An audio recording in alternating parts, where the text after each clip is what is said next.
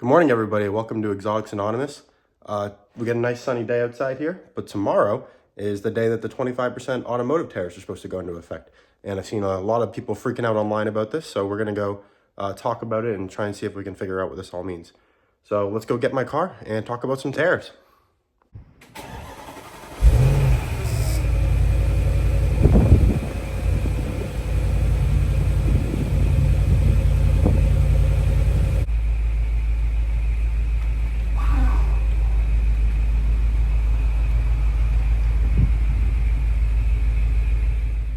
All right, we got the S6. Now let's go grab a coffee and then we will jump into tariff talks. Okay, we got a little in-video spot for you guys. A beautiful Bentley Continental GT. All right, we got a coffee, nice little smiley face. And we're gonna see if we can find somewhere to park and we'll start talking about tariffs. Also, I just have to say, shout out to the S6 for having 360 cameras back in 2013. Some cars still don't have this today, so that's nice to see.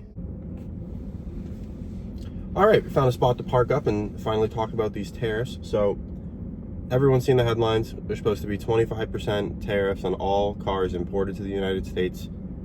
That includes cars from Europe, Japan. So what does that really mean? So far, the only response that I've seen from any big manufacturers, Ferrari's going to put a 10% increase in the price of their cars, which on a Ferrari, you know, if they're $300,000, that goes up to $330,000 just like that. And nowadays, unless you're buying the Roma, which nobody really wants anyways, you're probably buying a Ferrari for $400,000 or $500,000. So we're looking at $40,000 to $50,000 price increases across the board on Ferraris. Now, other manufacturers, like I'm sure Mercedes will probably increase their prices. I would imagine even like Toyota is going to have to increase prices. Now, a lot of these manufacturers already build some cars here. Like, for example, BMW builds, I think, all their SUVs down in South Carolina.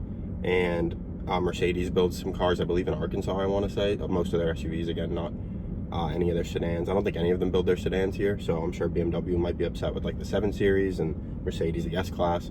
I recently learned Audi and Porsche do not build any of their cars in the United States, which I did not know.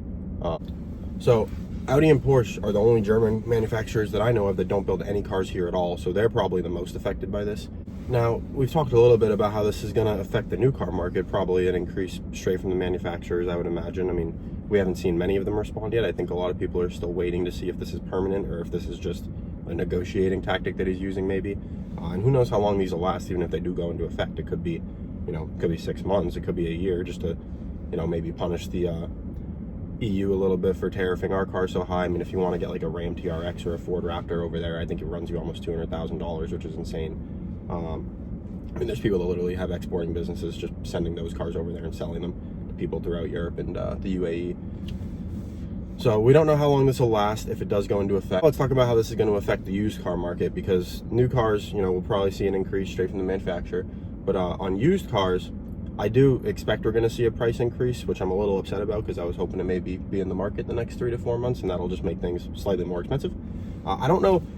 It's hard to figure out, you know, how big of an increase we're going to see, right? Because on new cars, we've seen, you know, a 10% charge tacked on to the original price of the cars. Now, on used cars, it's tricky because they're not new, obviously, so they're already cheaper. Will we see a 10% increase just to account for the 10% increase on new cars? Well, maybe it'll only be 5% because the cars are used at the end of the day. They've already got miles on them. Maybe it'll be more because people might want, you know, or they might have to buy a car that's only, you know, $30,000 instead of a $50,000 one now, because the $30,000 car ends up being, you know, 20-30 grand less than a $50,000 car with the tariff tacked on top of it. So I think we're going to see prices rise for sure in used cars. I just don't know how much it's going to be.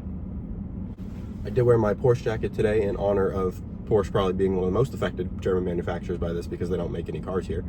So I'm sure they're not too happy right now, but I figured I'd give them a little love.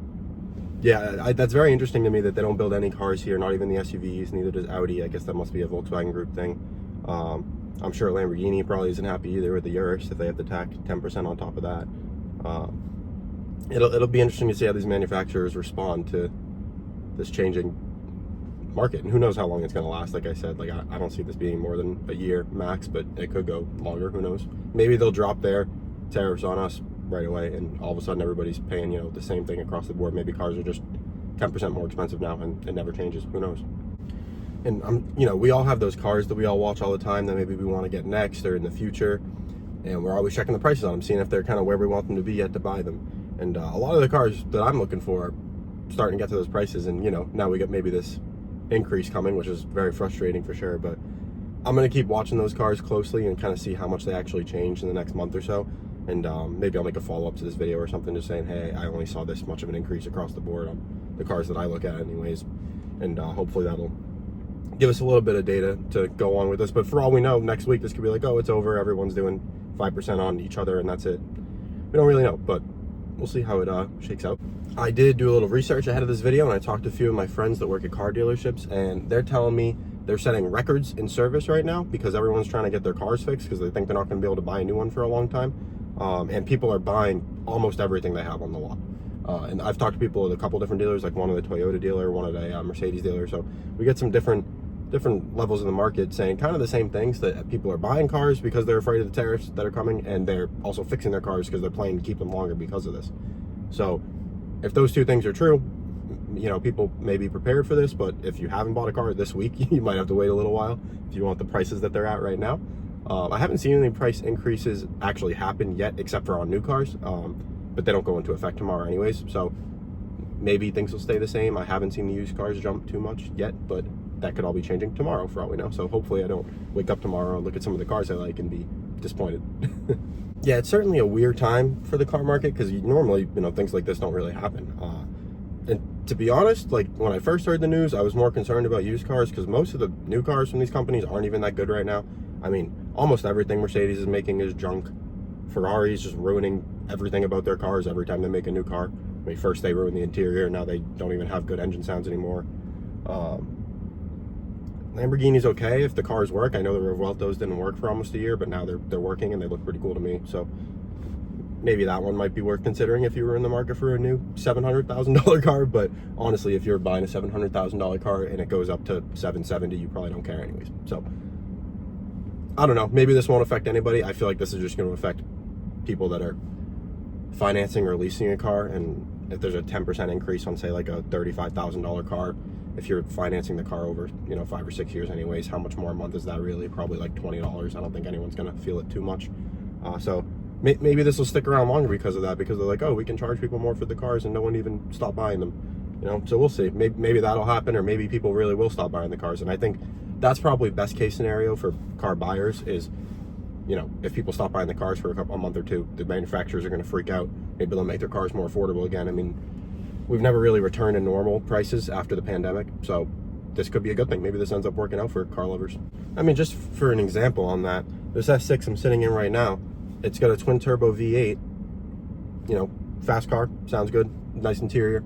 If you wanted to go get a newer S6, you've got a V6 now, twin turbo, with like some mild hybrid system that broke on almost all of them on the first year. There were some stranded on the side of highways all over the place. It doesn't sound that good. I don't think it's even any faster. I'm pretty sure it's slower after you get above 60 or something like that. So it's just like, who cares about the new cars anyways, in a sense, because it almost feels like for car enthusiasts, we're already past the peak of good cars. Like almost all the good stuff is already out, it feels like, and everything's just going to keep getting more computerized, less sound, less feel. So I don't know, let's just hope this doesn't affect the used car market too much. One thing I am curious about is if we're going to see more manufacturers shift some manufacturing here. I know that's kind of been the whole point of a lot of these tariffs. Like Honda's going to build the new Civic Hybrid here already, but there's already been several very big companies that have brought big, you know, multi-billion-dollar promises to build factories here and stuff like that. So I don't know if this is just a negotiating tactic to get more companies to do that, specifically the ones more in Europe. Maybe it's, you know, more of a retaliatory thing where they tariff our cars, I think, at 100% in some cases. So maybe it's just getting them to drop those tariffs, and then, you know, ours will come down too. I don't know for sure what the plan is with this, but it'll be very interesting if we see maybe like a high-end manufacturer like Bentley, who's, you know, got the backing of Volkswagen Group. Maybe they start building their Bentegas here, because I'm pretty sure, you know, 30 to 40% of them come to the U.S. anyways. Maybe that's the goal here. Maybe it's just to get like higher end manufacturers building stuff here too, not just like Hyundai. And I know Toyota's got a giant plant down in Texas already. So maybe it's just to force a few more over here, and that could be the goal, and this could all be over soon. But we'll see. I almost think there's got to be like one or two specific companies that he has in mind that he's trying to get to come over here. because some of them it's just not realistic, right? Like McLaren can't move their operations here. They only really have one factory where they build their cars anyways. Bigger companies like Ferrari, I think they only still build, you know, between 10 and 20,000 cars a year max, which for Ferrari's a lot of cars, but for like Toyota, they probably do that in like 2 weeks. So I have a feeling there's either a couple big manufacturers who wants to set up shop here, or this is just, you know, a retaliatory thing to try to get them to lower their tariffs on us. I don't really see any other answer for why this is happening. I understand the idea that, oh, people will buy American cars if they're, you know, the German ones and the Japanese ones are more expensive. But to be honest, American cars are not very good. I can't use the words I want to use because we're on YouTube here, but they're just not built well. They don't really do anything special. All the cars from Japan last longer and are built better. The cars from Germany, you know, are more fun. They feel much better when they're working, assuming you don't have to fix them. But even when you do have to fix them, you're probably gonna have to fix the American car too. So the American car will be cheaper to fix, but that's because they're cheaper built. So we could probably count on one hand the number of good cars that are still made in America. And unfortunately, you know, as much as I hate to say it, like the Teslas, those are an American car, and they're probably the best American car being built right now because they actually, you know, work for the most part. Whether or not you want an EV is a whole other thing. I would never, but it's just like, it's so strange. My friend had a nice Trackhawk, and the dashboard just started peeling up in like 2 years. All leather. It was white leather too. It was pretty cool. I was surprised to see it. And just peeling off. Like, the cars are just not built well. So it's hard to force people to buy American when the American stuff isn't very good. So it is tricky. Like, I don't know if we'll see sales in American cars jump from this. I think honestly, if that was your concern, it'd make more sense to buy a Toyota built in America or a BMW built in America, just to skip the tariff and still get a car made in America, because stuff from Chevy and GM and, you know, Dodge, just not great stuff. Not great products. I mean, some of them are fun for like 2 years, then like the dashboards start coming off.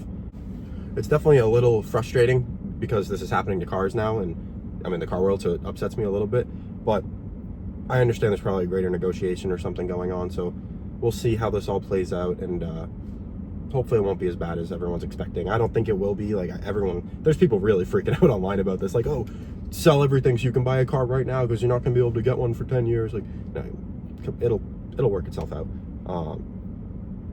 But, you know, for the short term, things might be 10-20% more expensive, so hopefully not, but could be the case, probably will be. And hopefully we'll just get lucky on some of the used cars. They'll only, you know, be a 5 to 10% increase and still be able to get the stuff that we like. All right, so those are just some of my thoughts on what's going on here. Maybe I'll make a follow-up video depending on if I see any crazy changes in the cars that I watch or any of the markets I watch or anything. But hopefully nothing too serious here, and we'll see how this all works out together. But I hope you guys enjoyed the video. If you'd like to stick around for more content, I'd love if you'd subscribe. I just reviewed Audi Q5 coming out, and I also did just another video on the state of the supercar market and another one on super SUVs. That'll be interesting to some of you. And yeah, I would love if you subscribe. I'm going to be posting more videos and maybe some videos of my own S6 here as well. So yeah, thanks for watching, and hopefully I'll see you next time.